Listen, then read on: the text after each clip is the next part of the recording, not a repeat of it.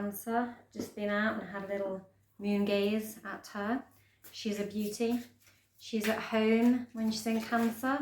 She's at her fullest and most beautiful. I think I've got more than 3 cards. I've got the Ten of Swords. Woo. I'm not sure this lighting is the best actually. If I hold it there, it works.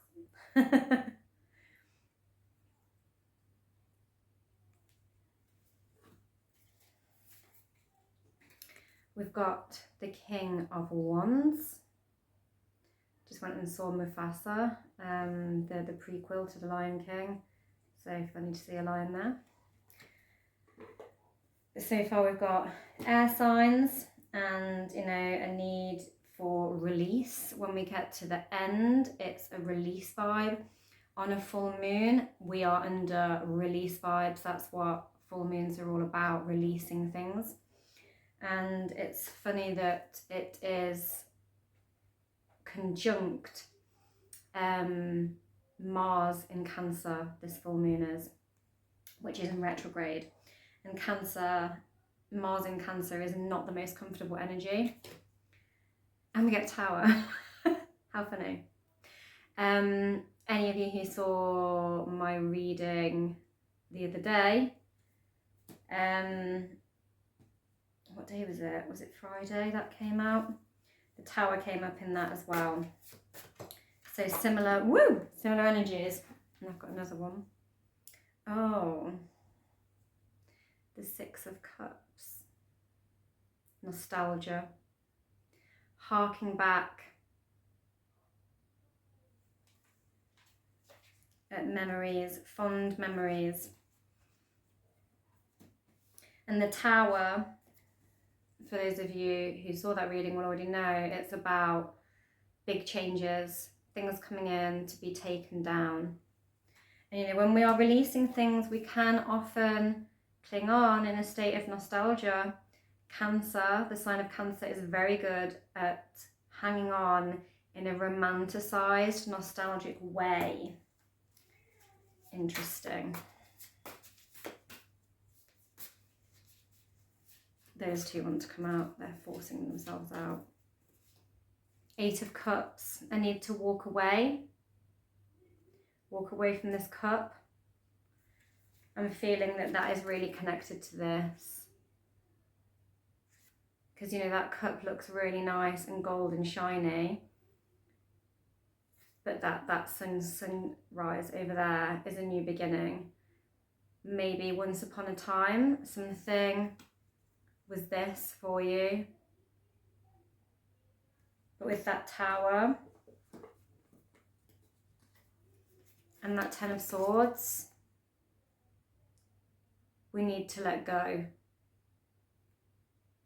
And the universe is really like shoving it in our face and forcing us to let go and walk away from a past version of ourselves.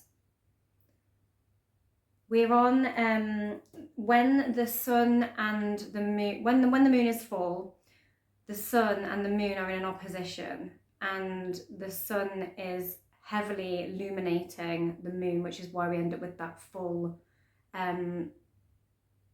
light from the moon, which shines truth upon things. But it's on this Capricorn Cancer axis. Cancer is 4th house. It's our roots. It's where we come from. It's where we feel safe. It's where we feel nurtured. It's our hometown, our childhood sweetheart, our idyllic and idolized versions of things that maybe are through rose-tinted glasses when it's the Six of Cups. But it's brave to walk away. Cancer will hold on to things it feels like this about, but it's braver to walk away. And Capricorn is all 10th house things. And that is all about, where are you going? Having grit, seeing things through, having a plan and seeing it through.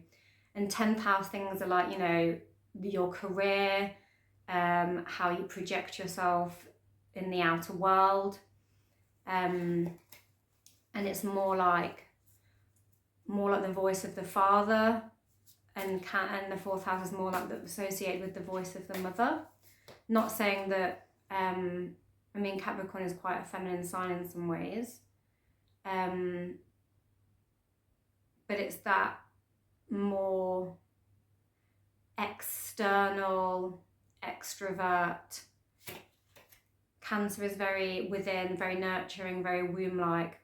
Capricorn is when we are being more extrovert with it, because of the 10th house being a more masculine house of how we are seen and how we're projecting ourselves. So it's more of a external expression, whereas Cancer rules everything, and the fourth house rules everything that's like more internalized, if that makes sense. And we get the Five of Cups, looking back. Maybe there's a fear. People are afraid that if they walk away, they will look back in sadness.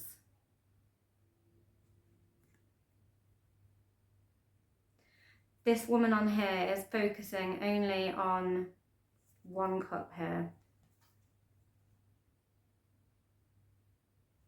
All these other cups, all these cups are spilling and overturned, and that's all she's focusing on. But I'm just going to move that light so you can maybe see it. Where is it? It's there. That one behind her, I don't know if you can see, actually has a load of shiny things in it. There's a cup that she's not even looking at that is full of the good juju. It's got sparkly magical things inside it, and she's not even looking at it because she's too busy staring in woe at the spilt cups, at the sorrow of walking away from this. This might be a completely like past version of yourself that goes back to childhood, or like groups of people that felt like family, and like the way that they, interesting, I just saw death on the bottom as well. Death is a transformation card, and it's very sort of scorpionic. We'll see if that one comes back. It's not letting me put it back in the deck. It wants to be taken. It's sticking. We're going to take it. Scorpio dredges deep. It's another water sign, but it's one that has the fire of Mars as well as being a water sign, which is interesting because it's like a fusion of these, this Mars conjunct the full moon. These two wanted to come out as well. King of Cups, he came out the other day. And who's this? The High Priestess. We need to go into our watery wisdom. We need to sit back, take a chill pill, like the King of Cups here. Everything is calm, everything is still, everything is peaceful. He's like meditating with a singing bowl. We've got the little crab down here, symbolizing Cancer. He's got his feet in the water. So he's rooted and grounded through his posture, but he's like cleansed. He's cleansing out that root chakra by having his feet in the water. And he's sat in this meditative pose, and his crown chakra literally has a little ethereal crown above his head. His crown chakra is lit.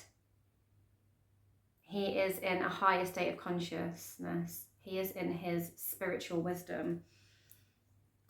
And to ascend, we need to, the cards are saying, we need to trust the universe's messages about letting go and having this rebirth. When something ends, often we need to release something and let it end before a new beginning can start. Some of the best new starts happen from really brave endings. And often when just as soon as we accept an ending, the new thing comes straight in. Just when we think it's all over, when we think we're at our worst, when we think we're at our lowest, bing, in it comes. And again, meditative. Look how chill she is. And she's got moons all over her. I don't know if you can see, I'm going to move that light again. She has her eyes closed, but she's still seeing. This is very interesting as well, because literally the film I just watched, Mufasa, it has the what's the monkey's name? I literally just watched the film with the staff. He looks like a baboon, but he's not a baboon. Anyway, the super wise monkey character. There's a bit in that where he's meditating on a rock in like the middle of a water pool, and he like catches a fish with his eyes shut. He just senses the fish is there, and he catches the fish only to stroke it and put it back, and then ask it if he can basically like swim in the water with the fish and drink from the pool. And I'm like, oh my god, so chill. It's so soaking of cups, and so Issa, high priestess vibes. Just that inner knowing, and he has a lot of visions.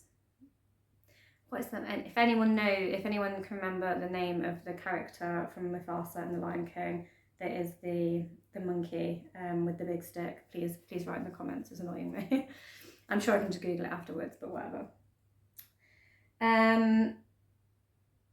Yeah, so that's the place we've got to go into. We've got to trust our inner visions. We've got to meditate, go within. Cancer is very good at going into that inner space, and it's intuitive.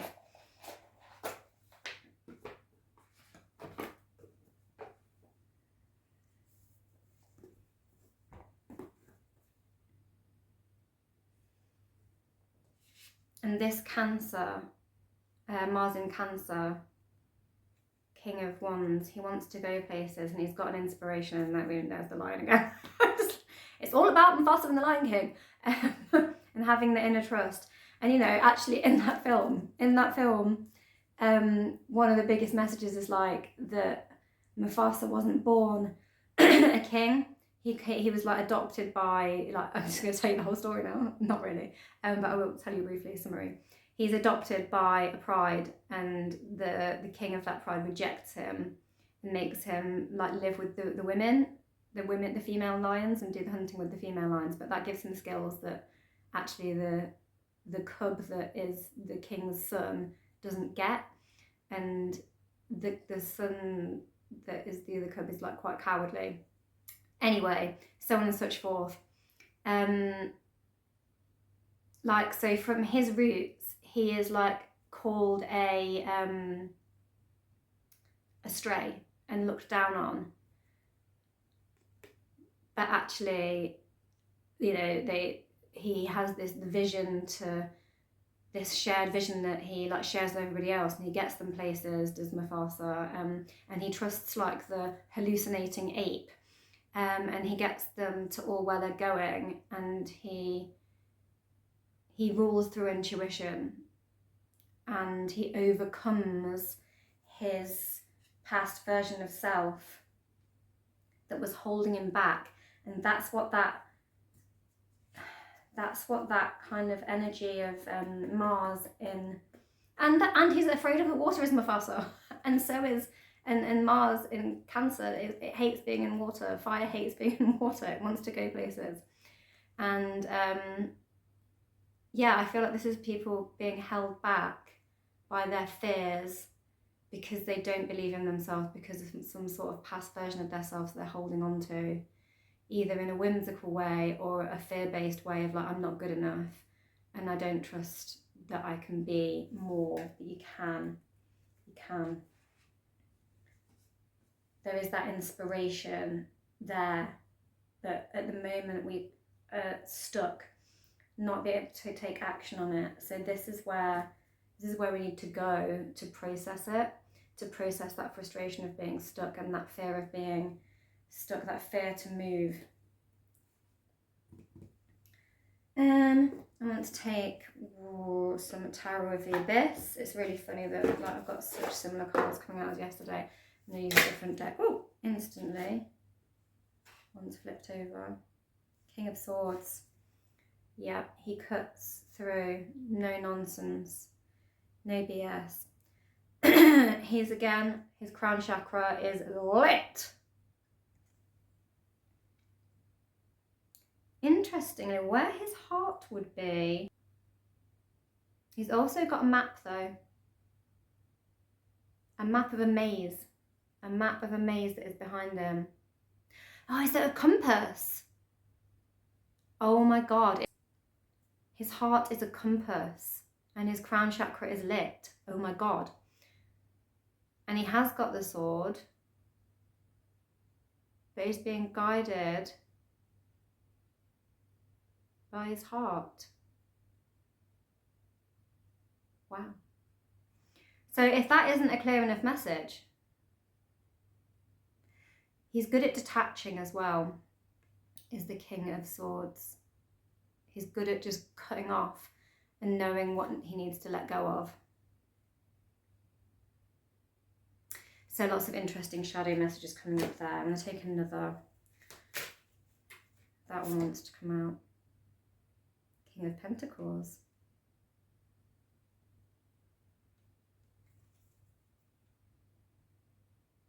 He's got big time like Tibetan monkey vibe things going on. Not monkey, I've had enough about monkeys, but monk, like isn't looking monkish. Like a monk. The religious kind, or the spiritual kind. So the King of Pentacles is grounded. He's got a little kingdom in his hand as well. I don't know if you can see that. He's got like the mountainscape behind him. And he's got the mountains literally in the palm of his hand. And he's like looking so super chill fast.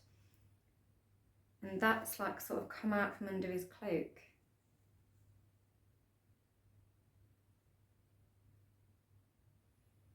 He looks so peaceful.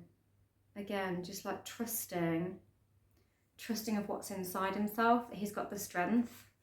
He's got the strength of the mountains inside himself. He owns his shit, basically. He knows his worth. And he's strong and grounded and stable. And that is very, very Capricorn-y. He's wise enough to know his strengths. So we need to get grounded and trust our heart, let our heart be our guide. Oh, which one out of these? I'm going to shuffle again. No, they're staying together, those two. And then we get the Three of Pentacles. We've got the three hands working together.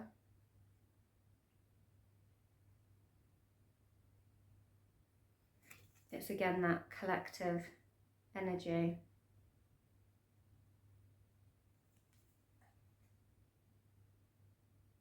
Like often reaching out to others can increase our strength. Like the power of three can pull the rope better than one alone, and then we literally have the Knight of Cups pulling the ropes of the masts.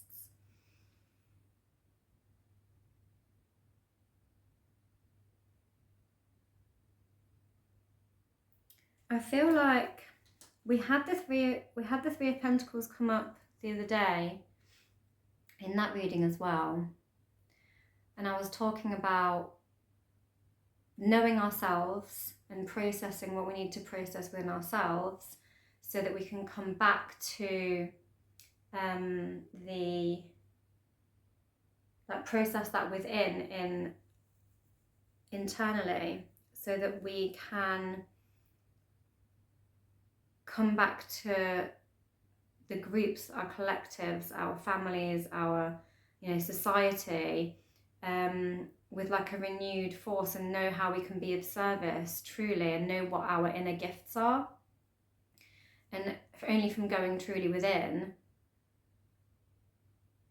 can we know where best to put ourselves and express ourselves outwardly. And that's what I'm getting again this time. But this time I'm also getting that maybe this isn't literally other people. Maybe this is your past, present and future self all coming together, working together. The universe coming together with you, past, present and future, melding yourself and integrating, like knowing where you have been to accept where you are now, to move forward in the new version of yourself, like not cutting off versions of our past selves, accepting them, but knowing that we do need to walk away from certain aspects of things, but not forget where we came from. It will come with us, but we're not holding on to it as tightly. We're not holding ourselves back and staying stuck in that space. And the fact that he's pulling ropes of a ship to, I assume, hoist a mast means he's going places. This guy, he's going places. He's got his map and his heart is his compass. He's going places. And on the back of this card, we've got a ship going places. And we had walking away from something towards a new beginning, the sunrise. She's going places.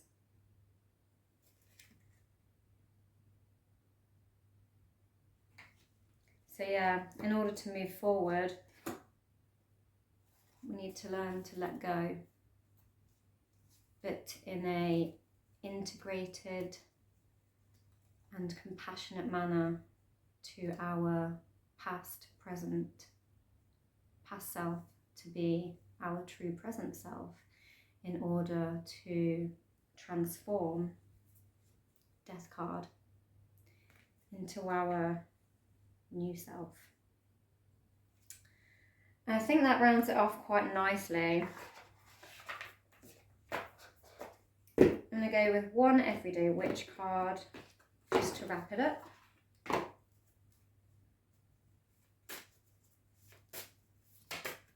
There it is. I've got two.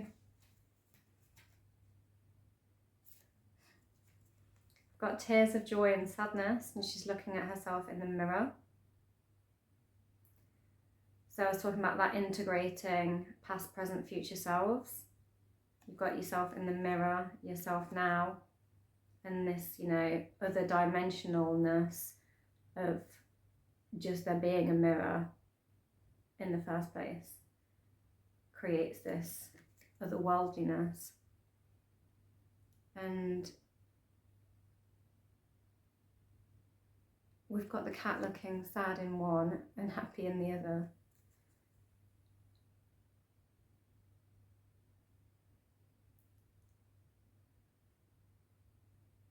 Interesting. So obviously I was saying about Cancerians, looking back and holding on to things as well. And I think that's that tears of joy and tears of sadness. It's inevitable when we have to let go. It's that Five of Cups energy again, having to walk away, and this Eight of Cups and Five of Cups energy. But we also then get follow your dreams. There will be tears of sadness, there will be tears of joy, but it's inevitable, so we can follow our dreams. And that's it, guys.